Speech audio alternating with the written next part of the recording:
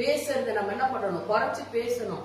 யோசிச்சு நம்ம என்ன பண்ணணும், பேசணும் இல்லைங்களா? அப்படி இல்லைன்னா கண்டிப்பாக நம்ம வீட்டுல என்ன இருக்கும், சண்டை இருக்கும் இல்லைங்களா?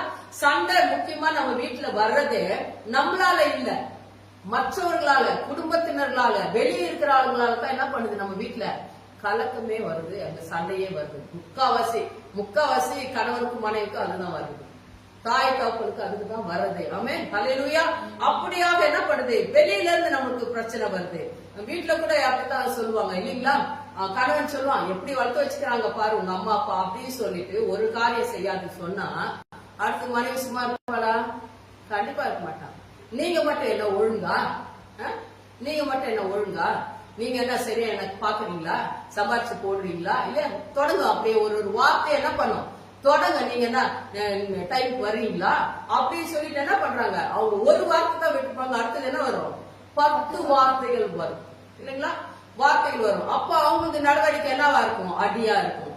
இப்படியாக என்ன ஆகுது, வீட்டுல வார்த்தையினால அங்க பிரச்சனைகள். சாத்தான் வந்து என்ன பண்றான், பிரச்சனை கொண்டு வரான். சண்டையின் ஆவியை என்ன பண்றாங்க, கொண்டு வந்து விடுறான். நம்ம அதற்கு இடம் கொடுக்க வேண்டாம்.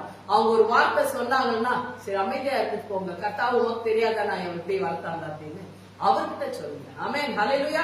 அதை விட்டுட்டு நாம திருப்பி பேச போக வேணா, எரிச்சல நாவி அங்க வரும் இல்லைங்களா? நம்ம வார்த்தையில அதிகமா இன்னும் அதிகமா நம்ம என்ன பண்ணுவோம், விட்டுருவோம் இல்லைங்களா? அப்படியாக அம்மாவை கூப்பிடுவோம், அப்பாவை கூப்பிடும், அப்படி கூப்பிட்டு என்ன ஆயிடும், அவங்க வீட்டுக்கு அம்மா அப்பா, இவங்க வீட்டு அம்மா அப்பா இல்லைங்களா, இவங்க தம்பி அவங்க தம்பி, இப்படியே வந்துட்டு என்ன பண்ணும், பெரிய பிரச்சனை ஆகும். அந்த காரியத்திற்கு நம்ம இடம் கொடுக்க கூடாது. ஆமென், ஹல்லேலூயா. வீட்டிலே தாய் தகப்பன் கூட பிள்ளைங்க சொன்ன பேச்சு கேட்கலன்னா உடனே தகவல் பாரு எப்படி பிள்ளைய வளர்த்து வச்சிருக்கிற அப்படின்வாங்க தாய்கிட்ட. அப்ப உடனே தாய் சும்மா இருப்பாங்களா? இல்ல.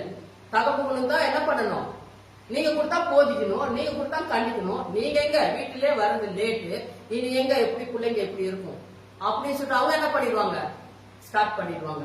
அப்ப உன்னுடைய குற்றம் குறைகள் அவர்களுடைய குற்றம் குறைகள் என்ன ஆகுது, அன்னைக்கு வெடிக்குது. அப்படியே சேர்த்து வச்சு என்ன ஆகுது, அன்னைக்கு பலூன் வெடிச்சிருக்கு.